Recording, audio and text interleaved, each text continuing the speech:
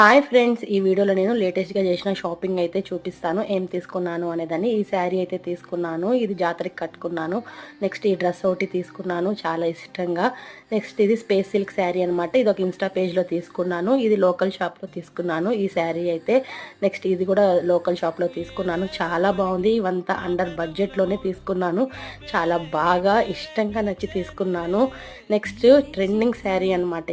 ఇది మీషోలో తీసుకున్నాను. క్లాత్ క్వాలిటీ అయితే ఆసమ్ అనమాట. ప్రైస్కి వర్తబుల్ అని చెప్పచ్చు.